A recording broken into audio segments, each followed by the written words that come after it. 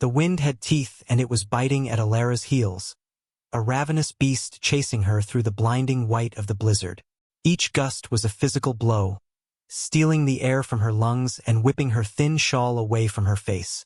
Clutched against her chest, a small, shivering bundle was the only reason she hadn't already surrendered to the snow, letting it swallow her whole. Her son, Samuel, was silent. He hadn't made a sound in 3 days, not since they'd fled. His silence a weight far heavier than his small body. Her own face throbbed with a pain that had become a dull, constant companion. A map of her husband's cruelty etched in shades of purple and yellow. Through the swirl of snow, a pinprick of light flickered, a promise in the howling chaos. A lantern, hope, a long dormant ember, flared painfully in her chest. She stumbled toward it, her legs leaden, her vision blurring. The light grew, resolving into a squared window in the side of a log cabin, a fortress against the storm. She reached the porch, collapsing against a rough-hewn post, her last ounce of strength spent. The door creaked open.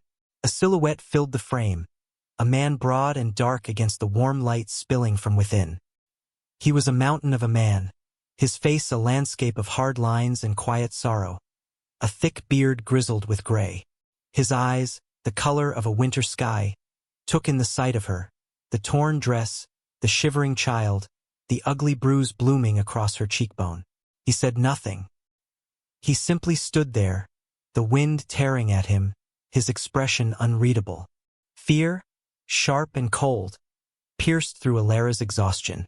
She had traded one monster for another, a city devil for a wilderness brute. She tried to rise, to pull Samuel closer, but her body refused.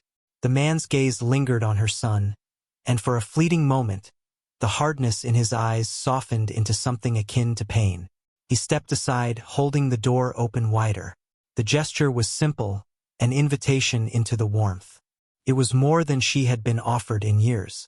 With a shuddering breath, she crawled, pulling her son with her, across the threshold and out of the storm's unforgiving embrace. The cabin was sparse, a single room dominated by a stone fireplace where a healthy fire crackled, casting dancing shadows on the walls. It smelled of pine, wood smoke, and solitude. The man, Jedediah, moved with a slow, deliberate grace that belied his size. He took a heavy wool blanket from a wooden chest and draped it over her shoulders without a word. The warmth was staggering. He then ladled stew from a pot simmering over the fire into 2 bowls, placing one on the floor beside her and the other a few feet away, a silent offering of distance and respect. Alara watched him, her fear warring with a desperate gratitude. He moved like a man who had forgotten how to share his space, his motions economical and self-contained. He sat in a worn armchair by the fire, his back to them, nursing his own bowl of stew. He did not watch them eat. He gave her the dignity of privacy. She coaxed a few spoonfuls into Samuel, whose eyes were wide, tracking the man's every move. The boy ate, but his silence remained absolute, a shield against a world that had only ever hurt him. Days bled into one another, marked by the rhythm of the storm outside and the quiet ritual within the cabin. Jedediah never asked her name, nor where she came from. He spoke only when necessary, his voice a low rumble. "There's more wood by the door. The water bucket needs filling." His questions were actions.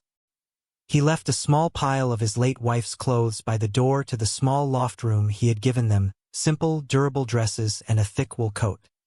He noticed Samuel's threadbare jacket and spent an evening painstakingly rest-itching a torn seam with thick, clumsy fingers.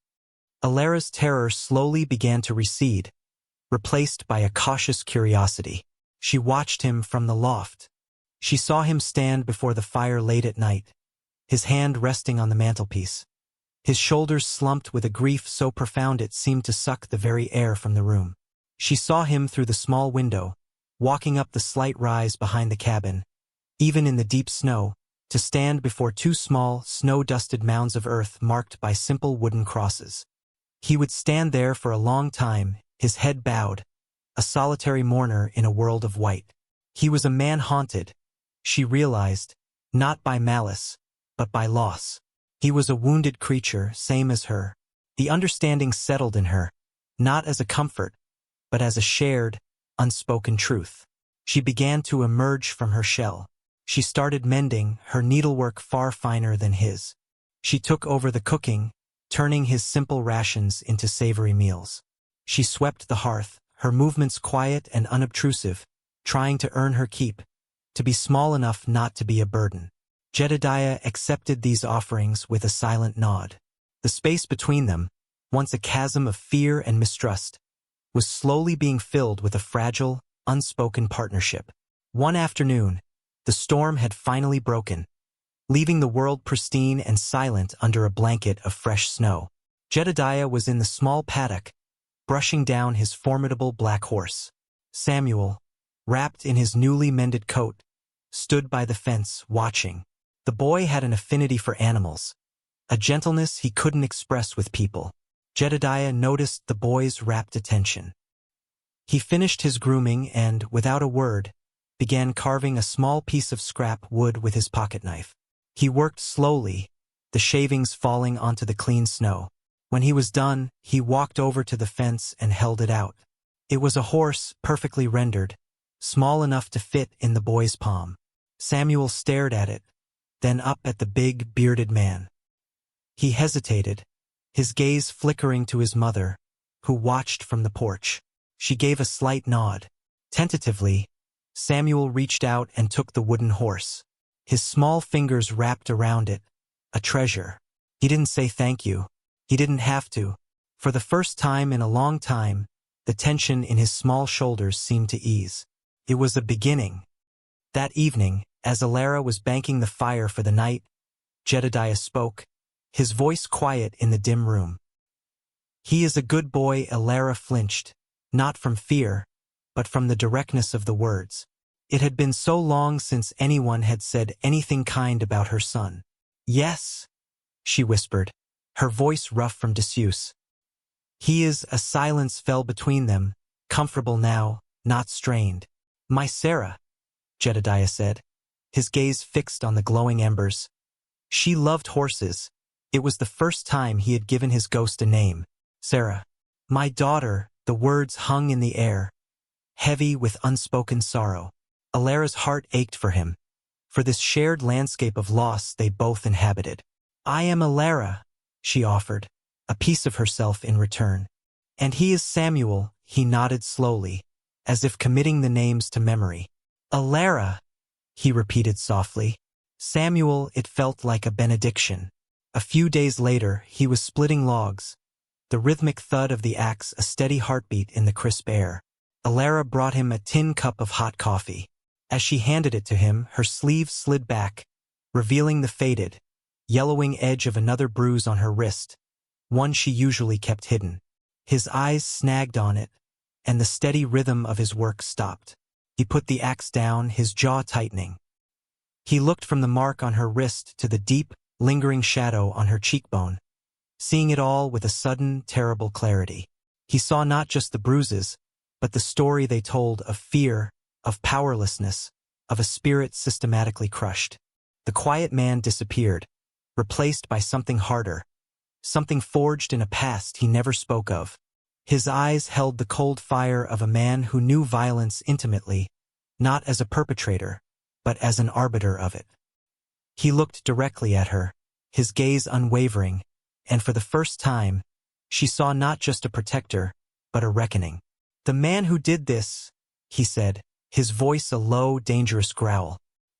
"He will come looking for you." It wasn't a question. Alara's breath hitched.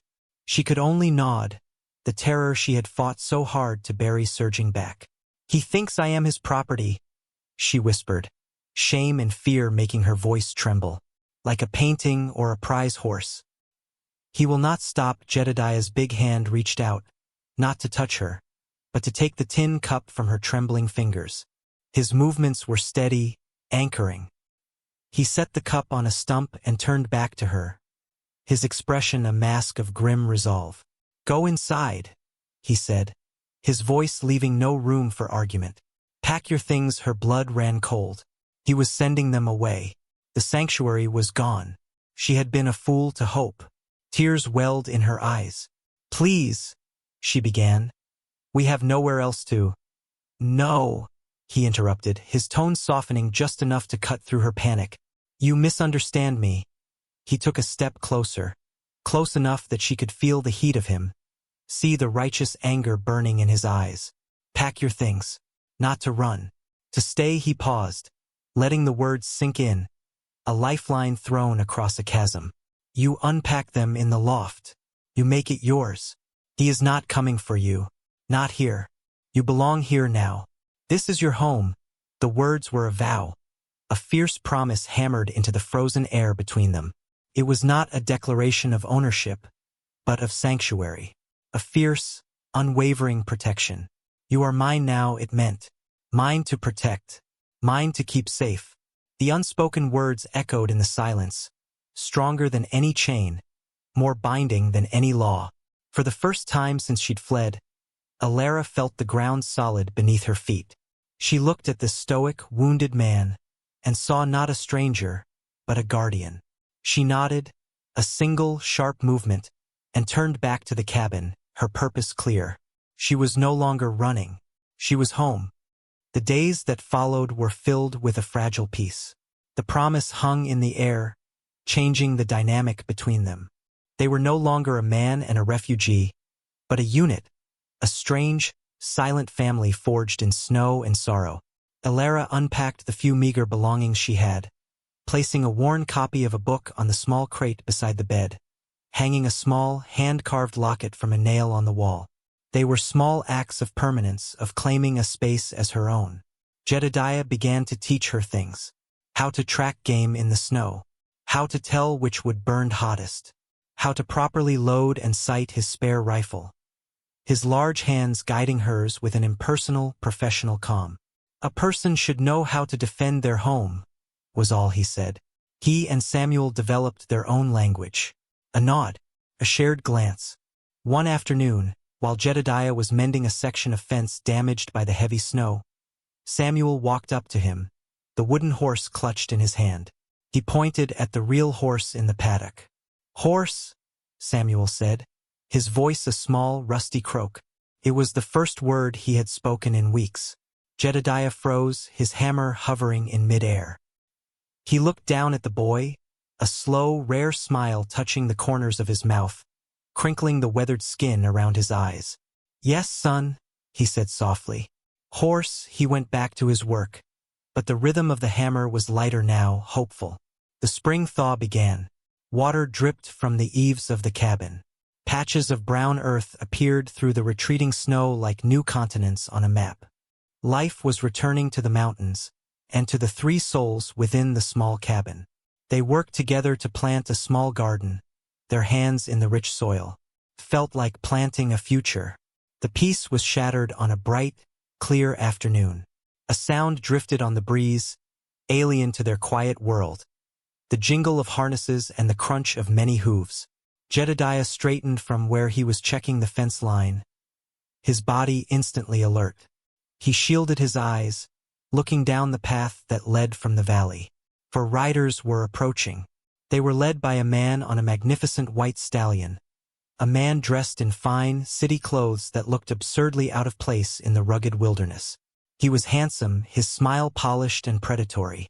Alara, coming out of the cabin with a basket, saw him and froze. All the color drained from her face. "Marcus," she breathed, the name a curse. Jedediah moved instantly. "Alara, get Samuel. Go inside. Bolt the door. Stay away from the windows." His voice was iron. He grabbed the rifle that was always leaning against the fence post and strode to the middle of the yard, placing himself squarely between the approaching riders and the cabin. He stood his ground, a lone sentinel. Marcus Thorne and his 3 hired men reined in their horses a few yards away. Marcus dismounted, his expensive boots sinking into the mud. He surveyed the small homestead with a sneer, his gaze flicking over Jedediah with dismissive contempt. "I am looking for my wife," Marcus said, his voice smooth and cultured, yet laced with steel. "She is a delicate thing, prone to fits of fancy. I believe she has wandered onto your property. Jedediah's grip on the rifle tightened, but his voice remained level. There's no one here by that description. Marcus's smile widened, but it didn't reach his cold eyes. Let's not play games, farmer. I know she is here. I have a bill of sale for that horse she stole, and I have a marriage license that says she belongs to me. Send her out. She's not your property, Jedediah said, his voice flat and final. And you're not welcome here. Turn around and ride back the way you came. The pretense of civility dropped. Marcus's face twisted into a mask of rage. She is mine. That boy is mine. Everything she touches is mine. Do you know who I am? He gestured to his men. Kill his horse. Then we'll burn his house. He'll give her up. One of the hired guns dismounted, a cruel grin on his face, and started toward the paddock. Before he had taken 2 steps, the crack of Jedediah's rifle echoed through the valley. The man yelled, grabbing his leg, a dark stain spreading across his trousers. He hadn't shot to kill but to cripple. It was a warning. The next one goes in a coffin, Jedediah stated, his voice ringing with an authority that spoke of gunfights and showdowns in a life long past. The other 2 men hesitated, looking at their employer. This wasn't the simple farmer they were expecting. Marcus, enraged, pulled his own silver-plated pistol. Fool! You can't shoot all of us. As he raised his weapon, a second shot rang out, this one from the cabin. The bullet splintered the wood of the porch railing just inches from Marcus's head. He spun around. Alara stood in the doorway, the spare rifle in her hands. Her face was pale, but her hands were steady, her eyes blazing with a fire Marcus had never seen before. She had found her voice, and it was the sound of gunfire. The momentary distraction was all Jedediah needed. He moved with a speed that defied his size, closing the distance and slamming the butt of his rifle into the chest of the nearest gunman, who crumpled to the ground. He spun, disarming the second man with a brutal efficiency that was terrifying to behold. Marcus, seeing his advantage evaporate, turned his pistol on Jedediah. But as he did, a small figure darted from behind Alara. Samuel, his face a mask of terror and rage, through the wooden horse Jedediah had carved for him with all his might. The small block of wood struck Marcus's hand. It was nothing, a trifle, but it was enough. His shot went wide. Jedediah lunged, not with his rifle, but with his bare hands. The fight was short, ugly, and deeply personal. It was not a lawman bringing a criminal to justice. It was a father and a husband defending his home. When it was over, Marcus Thorne lay broken and unconscious in the mud, his fine clothes ruined, his power gone. His remaining men, seeing their master defeated, fled back down the mountain. Silence descended, broken only by the whimpering of the wounded man and the heavy, ragged breathing of Jedediah. He had a long gash on his arm where a stray bullet had grazed him. Alara rushed to his side, her rifle discarded. She tore a strip from her apron and began to bind his wound, her touch gentle and sure. Their roles were reversed now. She was the healer. Samuel ran to Jedediah, not to his mother, and clung to his leg, burying his face in the rough fabric of his trousers. Jedediah placed a heavy, trembling hand on the boy's head. He looked at Alara, his eyes conveying a universe of pain, relief, and gratitude. He looked at the cabin, his fortress. He looked at the woman and child who had become its heart. Later, after the wounded man had been tied up and left for the distant law to find, the 3 of them stood on the rise behind the cabin. The sun was setting, painting the sky in hues of orange and purple. For the first time, Jedediah spoke of the 2 crosses. "My wife, Martha," he said, his voice thick with emotion, "and my daughter, Sarah. A fever took them. One winter. I couldn't stop it." He was sharing his deepest wound, offering it to her as a final piece of himself. Alara didn't offer platitudes or empty comforts. She simply reached out and took his hand, her small fingers lacing with his large, calloused ones. On his other side, Samuel reached up and took his other hand. The 3 of them stood there, a chain of hands, their shadows long in the fading light. They were a strange, broken and beautiful family, forged not of blood, but of shared storms and a fierce, quiet love. The last of the snow had melted, and the earth was soft and full of promise. They were not just survivors. They were a beginning,